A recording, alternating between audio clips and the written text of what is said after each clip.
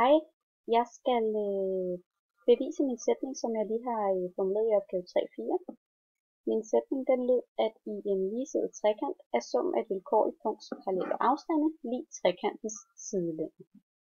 Så jeg skal altså bevise, at de her tre parallelle afstande er lig den trekantens sidelængde. Jeg har gjort det sådan, at jeg har delt min ligesidede trekant op i nogle mindre figurer. Jeg har forlænget de parallelle afstande. De ses her med de røde stiplede linjer. Jeg får altså nu en trekant her, en trekant her og en trekant her. Og derved så får jeg et parallelogram her, et parallelogram her og et parallelogram her. Jeg vil nu prøve at tage udgangspunkt i mine tre trekanter først. Jeg antager, at det er tre ligesidede trekanter, jeg har fået konstrueret her. Jeg vil meget gerne have gået mere i dybden med nogle af vinklerne.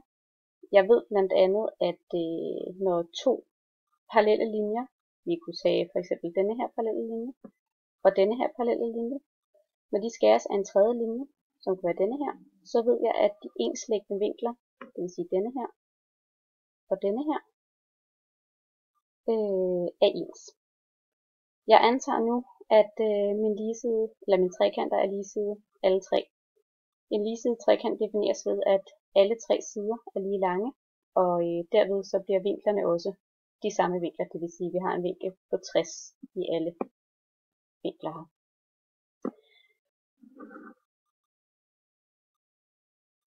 Da jeg ved, at mine tre sider er lige lange, og jeg tager den første parallelle afstand, som er denne her, der ved jeg altså, at denne her længde er lige så lang som min første parallelle afstand her. Det vil sige, at n er samme afstand som p. Så trækker jeg på min viden omkring et parallelogram, for da jeg har mit parallelogram her, der ved jeg, at de to modstående sider, de er lige lange.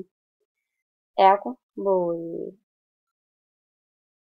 min længde n her i min lille ligeside trekant være lig stykket, som ligger her i mit parallelogram. Jeg har nu bevist, at det her stykke dækkes af denne parallelle afstand. Det samme gør sig gældende i den lille trekant her. Der har jeg også tre sider, der alle er lige lange. Igen så har jeg mit stykke her, der hedder L, som i parallelogram er lig den modstående side her. Derved må min linje L være lig det her stykke af sidestykket. Så har jeg min store trekant her, store ligeside trekant. Det samme gør sig jo gældende endnu en gang, at jeg har tre sider, der er lige lange. Så min linje M, som er den sidste parallelle afstand, må altså være lig siden heroppe, som kører herfra og hertil. Jeg har nu prøvet at bevise, at mine tre parallelle afstande, som jeg har der, der og der, er lig sidestykket på min ligeside trekant. N går altså ud på stykket her, M går ud på stykket her, og L går ud på stykket her. Jeg vil meget gerne have gået mere i dybden omkring noget med graderne, da jeg jo også ved, at en ligeside trekant har 60 grader.